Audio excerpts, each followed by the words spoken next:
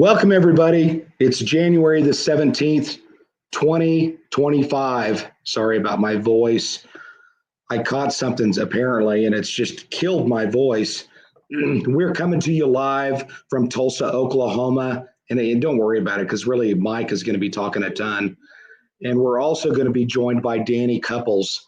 I think you probably remember Danny. Danny is Danny is a paramedic from Tennessee. He's involved in the light bulbs that are the 911 locating light bulbs, and he's going to talk about that briefly. We gave a couple of these away back probably a few months back, and these are huge. These are really handy. They're working on projects to get them into like motorhomes and houses and brand new codes and stuff like that, so that's pretty exciting. And we've got Mike Elam back tonight. And I'm really excited about having Mike here.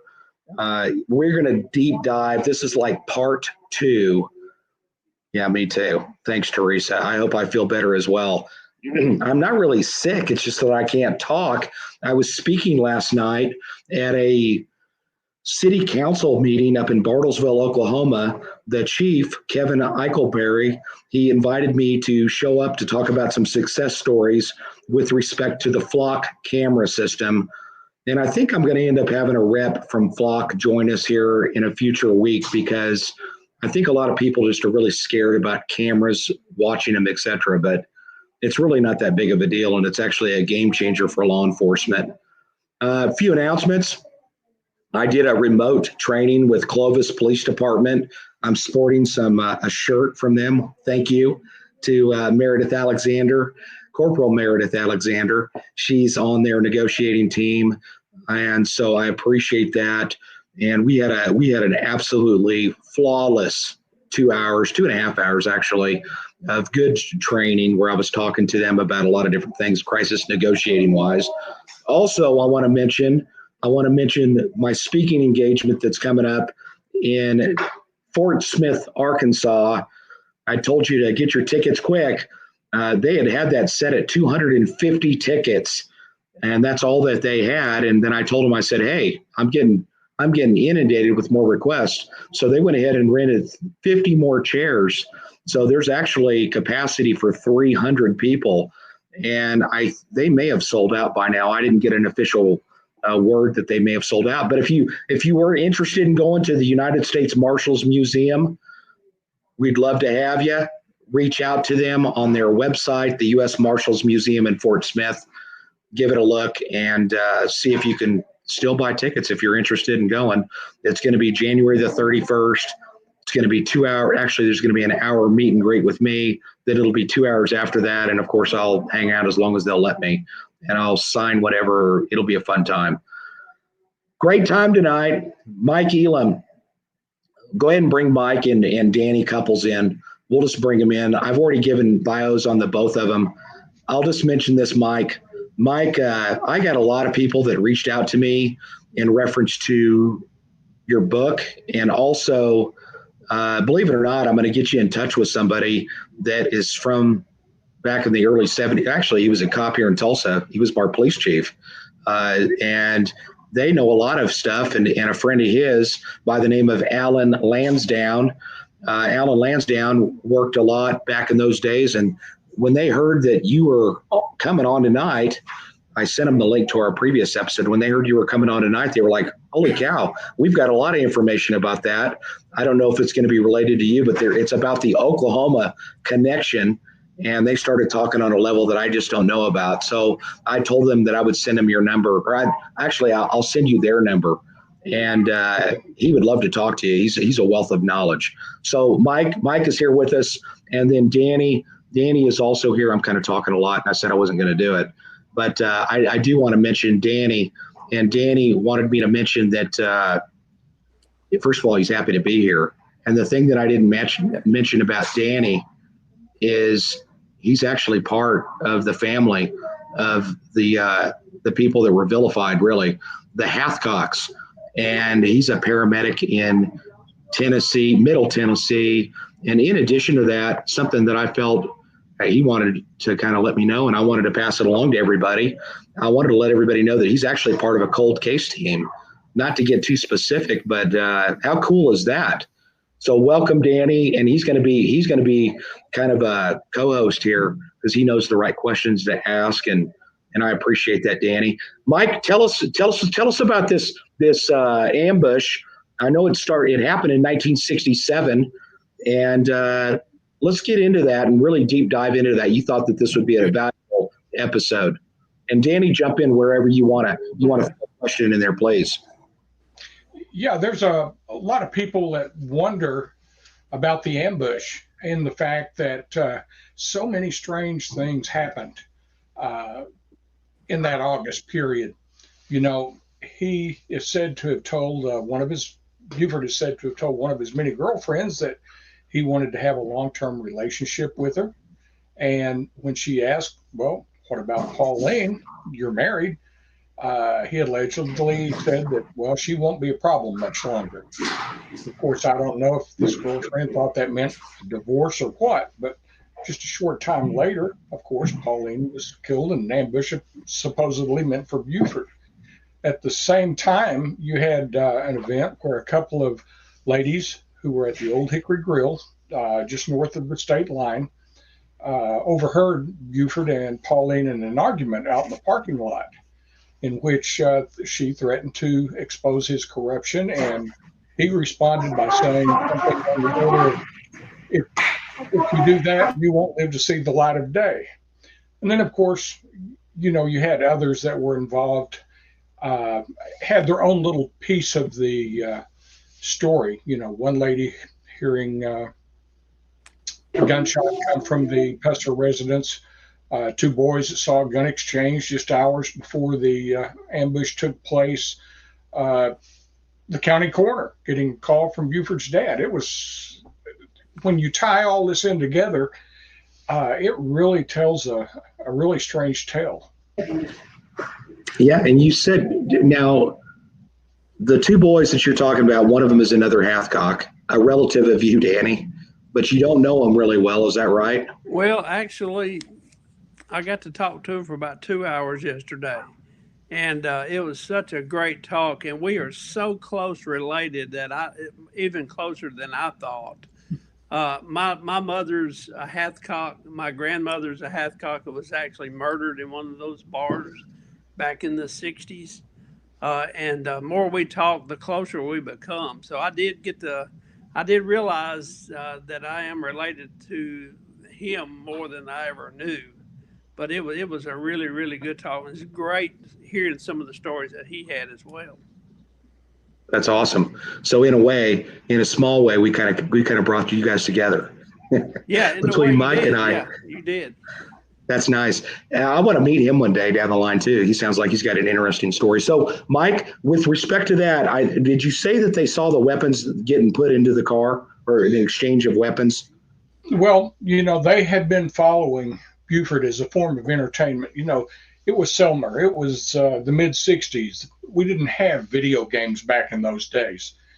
And so their form of entertainment with a number of the boys over there in that area was to follow Buford around. Well, Johnny Harrison and Dennis Hathcock were doing that very night. They knew where Buford often met girlfriends in Eastview. So they managed to get to this particular location. It was a state highway department maintenance lot. And they hid their motorcycle. They crawled up on a pile of chert and waited for Buford to get there. And sure enough, he pulled in. His girlfriend pulled in just a few minutes later. And they had words with Buford telling her that she absolutely had to leave. Well, she pulls out. Buford follows her for just a moment, turns right around, comes back, parks in the same spot. And Dennis and Johnny sat there and watched as another car came into the lot. It was a Chevy Biscayne, had Oklahoma tags. And like a couple of young detectives, they wrote the tag number down. They saw two people in the Biscayne. Only the driver got out. He popped his trunk, as did Buford, and then they took guns from the Biscayne and put him into Buford's car in the trunk. And then they left. And so that's how that part got started. Anything about the guns? Ambush, Mike? That was after the ambush? No, this was prior to the ambush. This happened somewhere right around midnight in that particular time frame. And it was 4 hours later, approximately, that Pauline was killed. The thing that happened after that is that, of course, they followed him when he left that lot. They followed him. I'll just refer to her. Well, her name was Barbara Cox. She was allegedly in an affair with P.D. Plunk.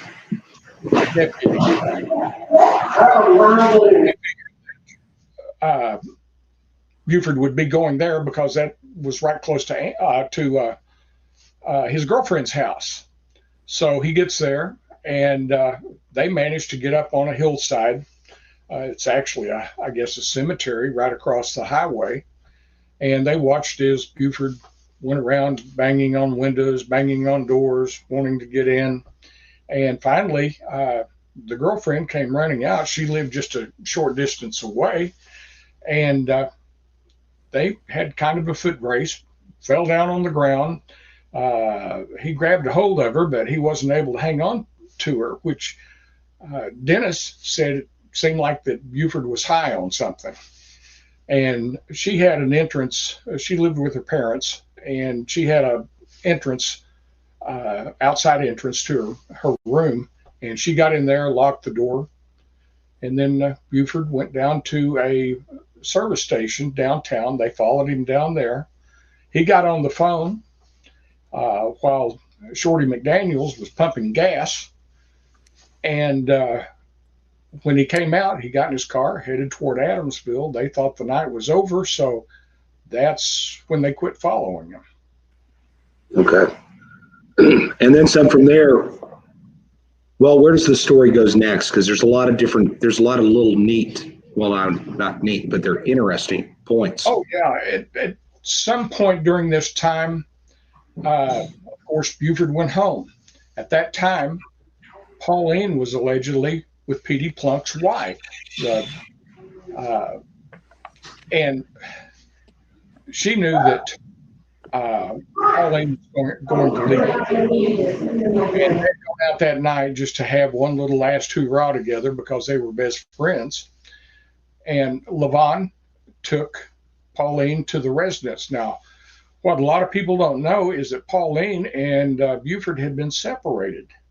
And Pauline had been spending a lot of time at a motel in Savannah, living there. And in the meantime, just days before, she had called her oldest daughter, Diane, who was living in Memphis, told her that she needed to come home as she and Buford were having problems. And so Diane returned home. And so she was there at the Pusser residence along with Dewana and Mike. And that night, when Pauline arrived at home, she asked Levon to come in. She was just there to get the kids, get some of her personal belongings, I've been told, and said that she refused to go in because she was afraid that Buford might come home. He had told Pauline not to be with Levon, that he didn't like that relationship that they had being so close. And so Levon parked down the street a little ways. Said she hadn't much more than got parked until Buford passed by, pulled in the driveway, went in the house, and she couldn't specify when I interviewed her exactly how long it was, but it said it wasn't long, and she heard a single gunshot. And she didn't know what to do. She knew that, there was no way she could handle Buford if she went there. She couldn't call her husband, Petey, who was a deputy of Buford's. She figured that he would lie and try to keep Buford out of any trouble that he might get into. She knew she couldn't call the sheriff's office because Carl Pusser, Buford's father, was the dispatcher jailer. And so the last thing she could do would be to call him, because that would do absolutely no good.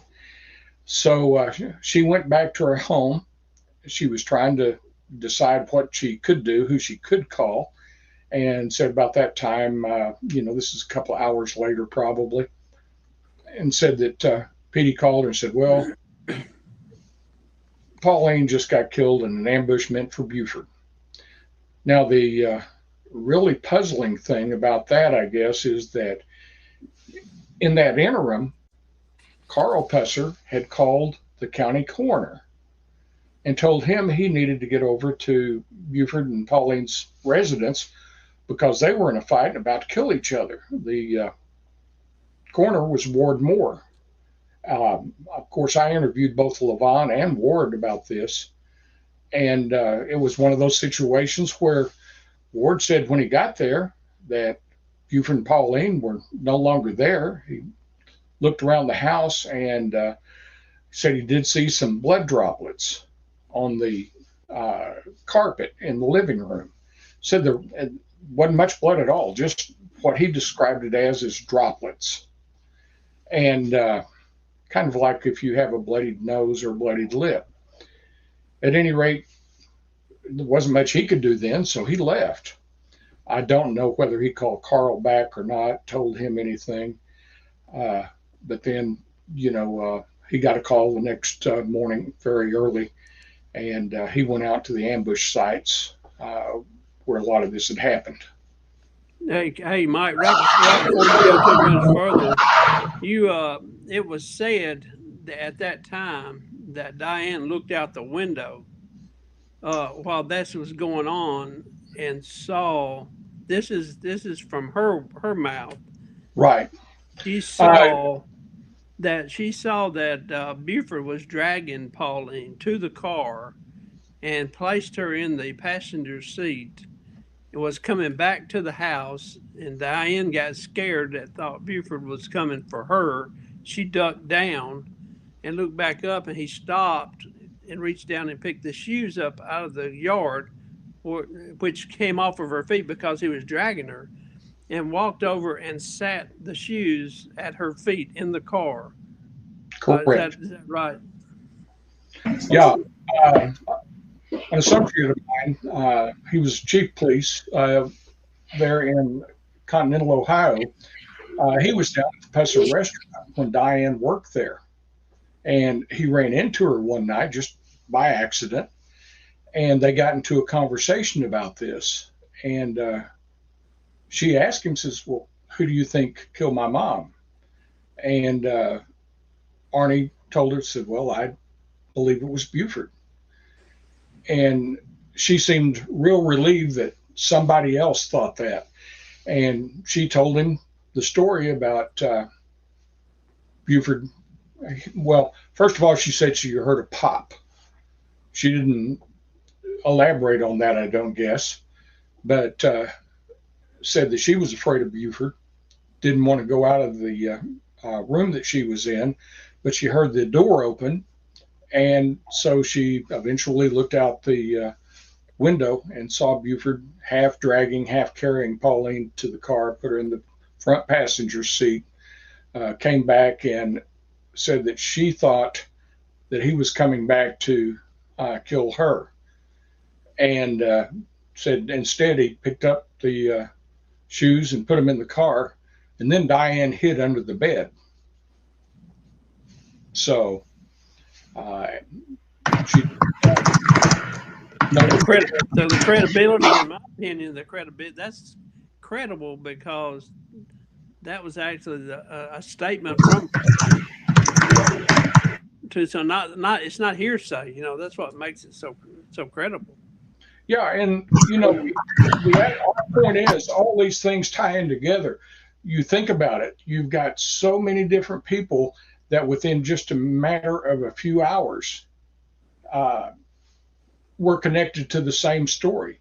You think about it with the two ladies, which were Barbara Bivens and Shirley Smith, that heard the argument that they were having at the Old Hickory Grill. Then you have Dennis and Johnny that watched the gun exchange in Eastview. Then you have Carl calling Ward Moore. You have Levon taking Pauline home. Then you have Diane. All of these, it's really kind of odd that you would have so many people who interacted with the same story in such a close proximity of time. So now the ambush supposed to have happened at this point, right? Now they left the house.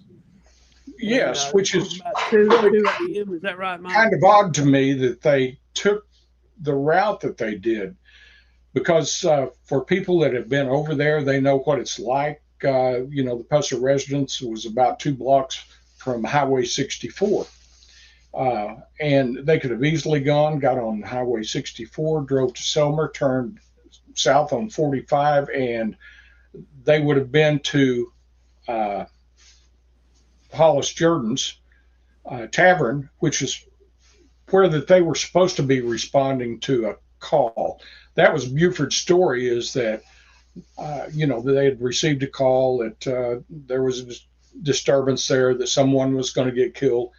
And it's still kind of a strange thing about why Pauline would have been with him, because as anybody that's been in law enforcement knows, the last thing you want to do is take your spouse on a call, especially a disturbance call, because those can go sideways really quick. But yet, for some reason, she went with him. Now, what is odd is I have a statement from Jim Moffitt, who was Buford's chief deputy, that contradicted what some of Buford's friends in law enforcement were saying, because a lot of them were saying that, Pauline often accompanied him on calls. And Jim said that was not true, that if it was at night, like this was, that Buford always called him and they would go together on calls. Said that there was only 2 different times he could think of that he had not been on such calls with Buford, and both times he was shot. So, I guess everybody's going to have to make up their own mind about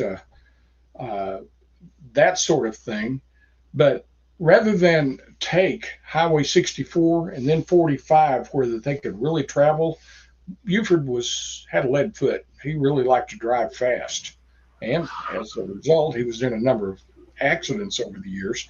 But instead of taking, these highways, he went on a convoluted route of county roads, country roads. Eventually ended up over on New Hope Road, which is near 45 at the state line. But it was an odd way to go to Hollis Jordan's Beer Tavern. Yeah. According to him, what happened then? He said that someone, as he was going down this old country road, someone come up behind him behind the church, and then according to his statement, that they started firing on him in two different spots. I believe that's right. Yeah, which is another thing I found really odd about all this, in that if you've ever been down through that stretch, back then there was hardly any place that you could hide. And so it was just a theory, nothing more, as I understand it, that the TBI was working with, that the ambush party had to be there at that church. Now, it's only 7/10 of a mile from the New Hope Methodist Church to the first ambush site. And Buford, as I understand it, was going, 5 miles an hour down that stretch. And of course, in the first place, you have to wonder how an ambush party would know to wait for him on this particular route, because it was so, like I say, convoluted. He crossed over 2 highways on the way to New Hope Road. And, either one of them would have got him there to Hollis Jordan's quicker if he had just turned off on either of those highways that he crossed and went over to 45. But instead, he continued on these convoluted roads, which leaves the question, if you were the ambush party, how would you be waiting all on this route? How would you know that Buford was going to take that? It was dark. It was dark too, wasn't it, Mike? It was like 4 in the morning. 4:45 in the morning is what the TBI established as the time of the ambush. And here in this past year, I went back over there and tried to reconstruct what might have happened at 4:45 in the morning, because he said that this Cadillac chased him down without the use of their headlights, pulled up beside him at that first ambush site, turned on their lights, and fired a couple of shots. And he said one hit Pauline in the head, and that she leaned over on him. Sometimes you'd hear him say that she took his arm, but every time he would say that, well, she was gasping for breath. And so he hit the gas and just tried to leave them behind. And I just found it strange because when I tried it, the road is much more improved than it was back in 1967. It's a little wider. It's blacktop now, where it was just oil and chert, or a type of chat on top of the oil. It had just been maintained the day before. And with this fresh layer of oil and chert. And, there were no markings. There were hardly any road signs on that stretch back in those days. So it's much improved over what it was. Well, when we tried it at 4:45 in the morning without headlights, the best we could do, and that was with using my park lights on the car to illuminate the center line, which is there now, which didn't exist back then. The best I could do is get up to 32 miles an hour on a stretch. And so it doesn't make sense that they could catch up with him and pull up alongside of him and open fire like that. Now, he was shot in the face, right? In the jaw. Yeah. Is that correct? That's What anything you can tell us about that injury? Well, that happened at the second site. When the second site was 2.1 miles on down the road from that little bridge where the first part of the ambush took place. Now, he got down there, said he thought he had lost them, which is also kind of confusing because they've already pulled up beside you once, turned their headlights on, and fired a couple of rounds into your vehicle, allegedly. So, you have to question, why would they turn their headlights back off? Because you should have been able to look up in the rearview mirror and knew that they were still behind him. Well, he said he got to the second ambush site there at Davis Yancey Road and New Hope Road, that he stopped and said he started to get out of the car so he could check on Pauline. And he made the statement, he said, I saw they were on me again. He had 1 foot out of the car, 1 foot still in the car. He said they pulled up beside him and opened fire. And he got hit in the chin. It wasn't the jaw like the movie showed, where in the movie, it blew his jaw away, all this. And that's what you'd see W.R. Morris and others write about. But actually, he just had a wound to his chin. Now, I do have a photograph of that on my Facebook page, Buford Pusser, The Other Story, for anyone who wants a little bit of a grisly sight, where you can see that wound, but you can clearly see that his jaw is actually intact. Well, so that's in the book. Put that book back up there, Amanda. This is a good spot to just mention that. You know what? Buy his book. Look for it. It's on Amazon. We've got a link that we'll throw up there. It's on Amazon, and he also sells them on eBay. And you know what you can do? You could buy one of these light bulbs. You could sit there with one of these light bulbs and read his book. Right, Danny? Good. Have a light bulb that's and a book and a nice fire. And there you go.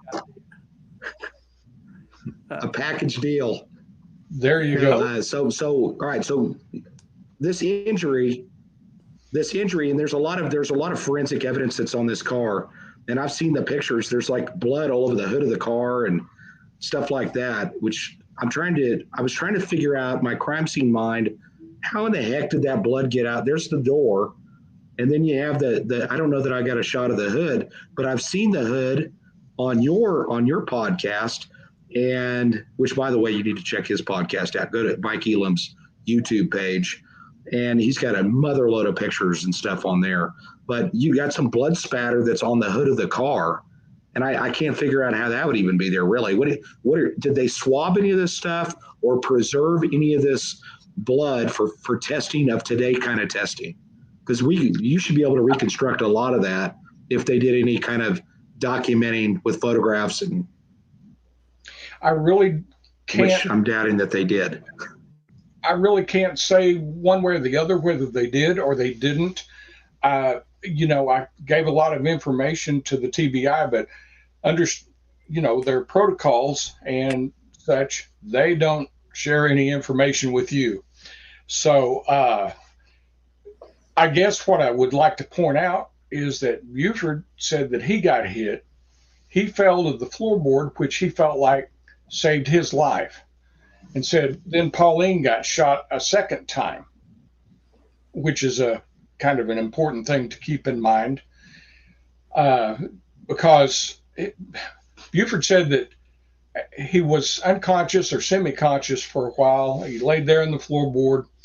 When he finally kind of came to himself, he reached out, grabbed the steering wheel, pulled himself back up into the driver's seat. And he said the ambush party was still sitting there.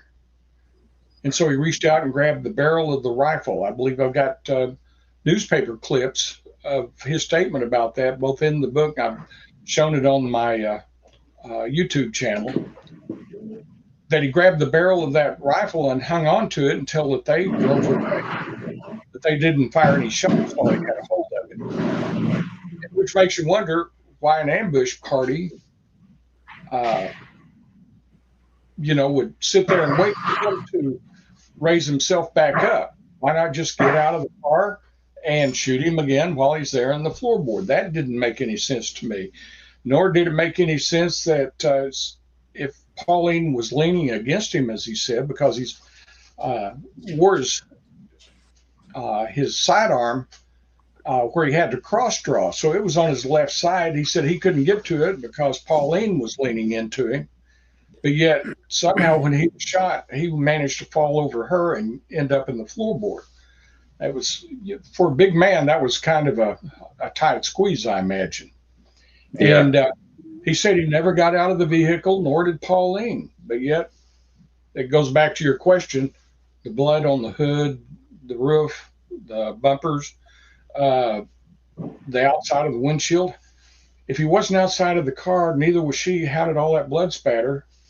Yeah, that's fascinating to me, and that's the thing that I'm interested to know. I'd like to know what kind of things that they did. And the other interesting thing to me, Mike, and you mentioned this to me, is when I'd asked you, I said, "Hey, do they have any idea where that car is?" And what can you tell us about where that car is today? I have looked for that car for years, and I've had several different stories that I've run across. Some saying that someone in Louisiana bought it, but we can't find it. Another story is that Buford had it buried over near Crump, just outside of Adamsville, to get rid of it. His story was that he didn't like the memories of it, so he wanted to get rid of the car. But one of the stories is he had it buried. Then another is that he had a friend, Rod Province, who had a garage there in Adamsville. It sat there for quite some time after the ambush, and I've been told that they removed the engine, the transmission, anything of value, and then sent the body to Selmer Salvage, and it was crushed. And back in those days, there was no regulations or laws about salvage companies keeping VIN numbers of the cars that they destroyed or salvaged as such. So we have no idea where the car is. Yeah. Now, Jason, I'm not an expert. Yeah. I've been around law enforcement my whole life. My dad being a police officer down there in that area, and you and I have been through some blood stain pattern analysis courses. Really great one up in New York. One thing that really strikes my attention, and Mhm. everything he's talking about is anybody can see in his book or go back to the records and look at it. But on that door where she was, her blood from her blood, if you look at that picture, there's a void spot the size of a human head, I would say. And it's almost like, in my opinion, that void spot there is where it's almost like her head was there when she was shot. You know what I'm saying? It looked to me like something was in that area of that void area when she was hit. And of You course, have my the blood opinion, streaming maybe she down was on both already sides laying of the down, board. laying against it when she was shot. And if you, there's also a picture uh, of her. I don't know if we've seen it on here of her shoes. You can see her shoes where they're neatly placed in front of her feet. Do y'all have that one on there, Jason or Mike? Now, I don't think I have that one, but what I can tell you is that what he's talking about, you're talking about the area where the locking mechanism is on the Yeah. door. Yeah. And there's that void there. What he's talking about is the absence of blood in that specific area where her head would have been resting. And you would assume that there would be blood spatter if there's a spatter. Well, there's not any spatter even against the door, but it's just a lot of blood. You had said, Mike, that his story was that she leaned up against him as they're driving down the road, right? And that's those Correct. huge bench seats from back in when you were kids, those huge bench seats. And it looks to me, I agree with you. I think that she's probably, at least at some point, she's laid up against that door and she's, kind of bleeding there. I'm not saying that she couldn't have been up against him, but at some point, but there's certainly that point where she's over there up against that door for a while and maybe even moving around. What do you think? What do you think, Danny? Yeah, I think there's the picture. Yeah. there's a shoe. See how the shoes are just neatly set side by side, and Yeah. that goes to the story of Diane. What she said that he walked over and placed those shoes in that floorboard, just like that. I mean, she didn't say just like that, but in my mind, that's what I'm thinking is you set them down at her feet, and that kind of matches her story of what she said. But to me, you're right. That void area is something was in that area to keep blood or anything from getting to that spot on that door. Yeah. That's my opinion. And like you said, could she have been over there on it? Maybe, but whenever that blood happened, and you're right, it's not a spatter. You know how when we study spatter, how when spatter hits an object, it moves. This is almost like it happened when she was there on that door, when she was laying against that door. In my opinion, that's what it looks like to me, and that's something that I'm sure, TBI is a great investigative agency, and I'm sure they're doing, their test on that too. But that's what I would do. I would want to recreate that as well. Mike, didn't you say you had like a Hollywood film crew that come in and help you recreate that scene? No, that was what I had was it wasn't a crew.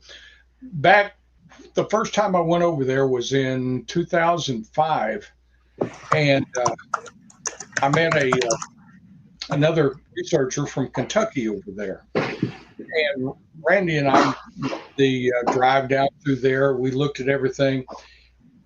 Up until that time, I think both of us still wanted to believe that Buford was a straight up hero. And when we drove from the church down to that first ambush site, it was like neither one of us wanted to be the first one to say it.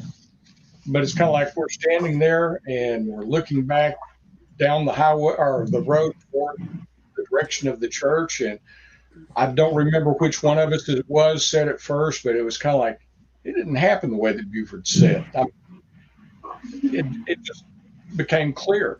So we decided to do a reconstruction to see what it would have been like. I was in a car, and I was purely guessing that at the time Buford was driving about 45 miles an hour because he always drove fast. And that being the kind of road it was, 45 miles an hour would have been pretty good speed at that back in those days. And we had a car parked behind the church, a Cadillac. It gave chase as Arnie and I passed by. I was representing Buford's car, and they fell in behind. This was in broad daylight. The guy that was doing the video was a former cameraman from Hollywood, Terry Swindle. And, you know, I got to that bridge. I was probably still about 250 yards ahead of them. And, you know, they just kind of confirmed that there was no way. We did it during broad daylight. There was at one point where that Cadillac, I hate to say this on the air, but it got up to 92 miles an hour trying to catch me and still couldn't do it. But, you know, you think about it, car passes by going 45 and then you're at a dead stop and you give chase. It's going to take you a little distance to catch up. Yeah. The mile just wasn't enough on that kind of a windy road down through there.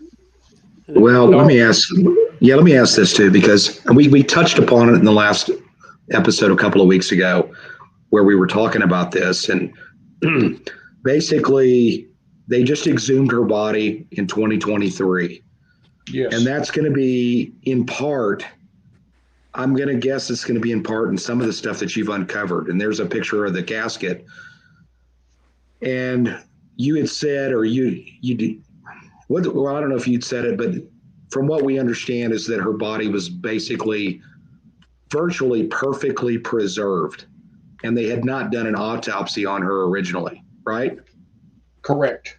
That was one of the things that I learned early on because I tried to find an autopsy report on her, and I was told an autopsy had never been done, which I thought was kind of strange because about a year, a little bit more than a year previous to that, Buford had shot and killed Louise Hathcock, one of Danny's relatives. Yeah. And what got me about that was that, you know, she owned a restaurant and a motel that was, in the movie, it was the Pine Ridge Club. But in reality, it was the Shamrock Motel and Restaurant. Now, it's kind of strange, I thought, that they would do an autopsy on Louise Hathcock, somebody who was basically a known criminal, and they wouldn't do one on a sheriff's wife that was killed in an ambush meant for Buford. That didn't make sense to me at all. So I ended up calling the state medical examiner that took care of everything over in the western part of Tennessee, Jerry Francisco, and I asked him about the protocols, and he told me that, the protocols back then, and still were as far as he knew, was that the county medical examiner and the district attorney had to concur on the need for a autopsy to be performed. And apparently, one or both of them didn't want an autopsy done on Pauline. And of course, those two individuals were pretty close to Buford, so who knows what took place there. Yeah, and forgive my ignorance. You were a medical examiner investigator, Danny, back in the day, and you were right. I remember you doing that. Are you a medical examiner state, or are you a coroner state? We are a medical examiner state, and the rules still apply the same way. You know, it could be from the district attorney's office or the county medical examiner in which the death occurred. Either or could order an autopsy. Either one of them could do that, and that's pretty much still the same today. I remember teaching a class when I worked with the state. I was a state investigator, a death investigator for Tennessee, and I had to teach a class for the McNairy County Sheriff's Department. And jokingly, when I walked in, I said, you know, my family may or may not have been on the right side of the law back in the day. And I said, well, I do have the autopsy report with me, and I did. I had it from, and anybody can get it, from Louise Hathcock, who Buford had shot bar, and the sheriff kind of chuckled. He said, "Well, I've got the crime scene photos down at the office. We can get together afterwards, and we'll go compare." So that was pretty cool going through that. But you're Was it right. color? Examiner State, Tennessee is. The thing that Francisco told me, and I don't know if it's still the case, he said that even if the medical examiner wanted to have an autopsy done, the prosecutor could still overrule that. I don't know if that's the case now or not. That's not true now. Okay. But apparently, there was some reason that here you've got Buford, Harry Peeler, who was then the medical examiner, and military Abernathy, prosecutor, why they wouldn't agree to have Pauline subject to an autopsy, I don't know. If that don't bring up red flags, I don't know what does. Why do you not do an autopsy on something like that? I mean, it just doesn't make sense to me. Yeah, I gotta mention something real quick, Mike. So I'm sorry to the audience when you were hearing a little bit. Hey, I got a 6-year-old grandson that he always needs grandpa's attention. So that's what was going on. Say hello. Okay. I got a 7-year-old. I left next door. I came over to my neighbor's house. I left my 7-year-old grandson over there. Well, he apologizes. I promise. He's just a 6-year-old kid. Well, the only one that I've got here that can make noise is my wife, and I can't tell her age.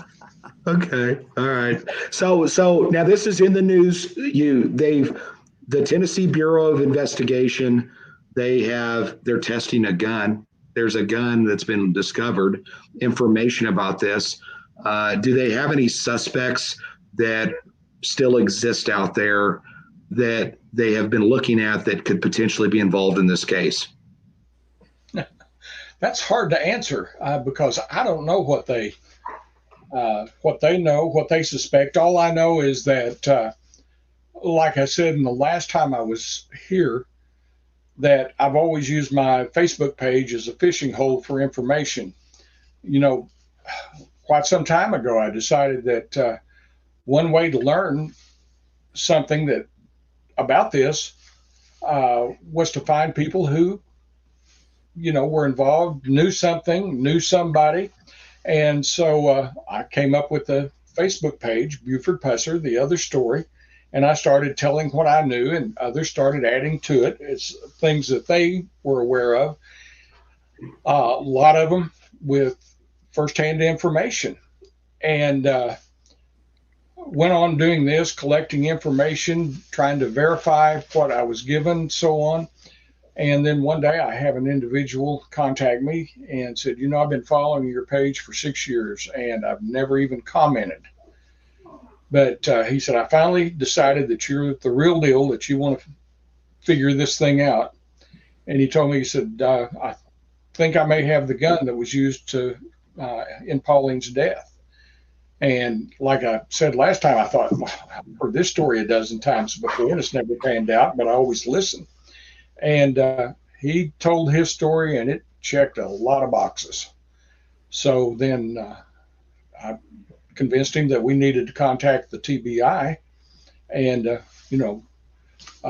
mistake or not, I went over there, took photographs of the gun, fired it a few times myself, got some of the shell casings, projectiles. And the TBI came out, picked the gun up, and took it with them for testing.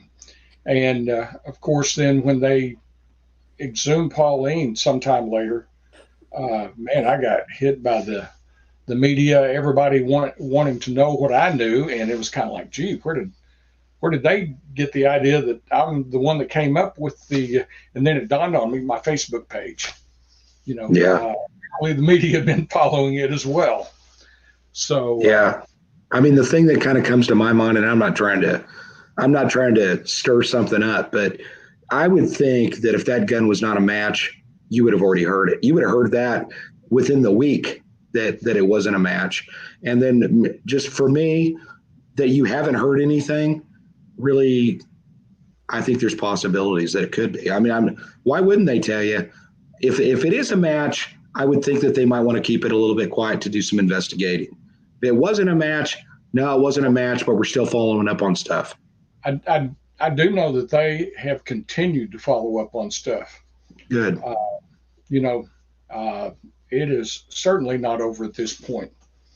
It's a cold case. They've had a lot of things going on in their department. I mean, I look at Tennessee, and I keep track of things that happen over there, just like I keep track of things that happen here in Arkansas. And I live 3 miles from the Missouri border, so I keep track of things up there as well. And I know that they have had a number of officer-involved shootings and all sorts of things over in Tennessee, where, of course, that is where that they come into play, the TBI, because they generally investigate those. And for instance, even there in McNairy County, just right around Christmas time, they had a sheriff's deputy that was working part-time also at the Selmer Police Department that was shot and killed. And so it's terrible. Yeah, they've had the hurricane on the east side of the state, so they were involved in a lot of that. They've just been covered up. And cold cases are the last thing to get attention. So it's just taken them a while to get through.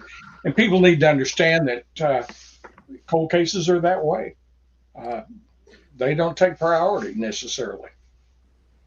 Yeah. Well, they're not fresh in the news, and people, if they're not getting called, if people aren't calling their family members and so forth, that case isn't going to move. I'm telling you, unless something is developed on it. Is there any kind of a reward that's being offered in reference to the information in reference to this case?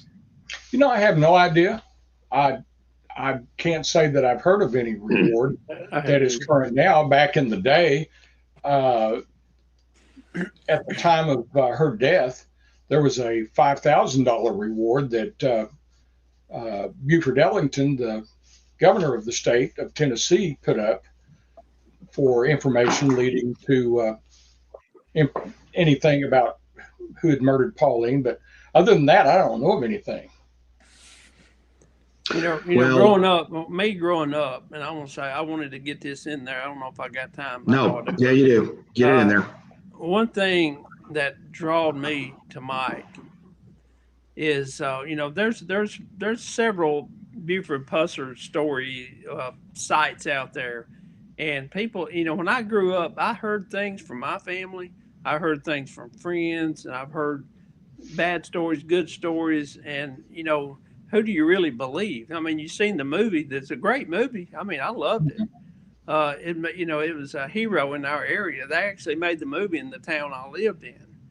Every time I watch it, I always say, I know where that's at. I've been there. I played in that graveyard when they buried Pauline. But when I saw Mike's post, I started reading, and it was based off of facts and not hearsay. And that's really what drew me to him. People can say what they want to, but when you can't argue those, you can't argue facts. And when you start looking at the things that Mike has brought up, yeah, I think Mike's series that says things like what I've heard all my life, but it's just how can you prove it? Yeah. We're at 54 minutes. I'm so sorry, people, because this goes, it feels like we didn't even talk much. I really, there's so much information that we've gotten tonight. Mike, I'm gonna send you the number of this officer that he's retired. But when I started telling him a lot of the stuff that you had told me, he's like, that's exactly what I used to hear. And I heard that same stuff. And he's going on about this Oklahoma connection. And he says there's a really strong Oklahoma connection with the Dixie Mafia and stuff like that. So, I don't know. But nevertheless, he's another source of information. And ladies and gentlemen, I want to thank everybody for being here tonight. Please tune in for future episodes. Next week, we're going to have JC from Fit First Responders, Coach JC, Fit First Responders. That's right. get your light bulbs. And way to throw that in there. Listen, ladies and gentlemen, I really appreciate it. Like I said, I was really rushed to get here. I'm a little under the weather. I'm sorry. Mike, thanks a million. And Danny, thanks a million. You guys are the bomb. And, keep looking into this case. I think if you go to Mike's YouTube page, and I'm getting off here, I promise, Amanda, go to his YouTube page. He puts up episodes constantly, and he's got a motherload of episodes. And if you go to my YouTube page, Detective Jason White, I'm following his. So anyway, thanks again, everybody. Have a great night. I'm going to go drink some lemon something and hot something. But thank you all. Good night. Buy his book. Take us out, Amanda.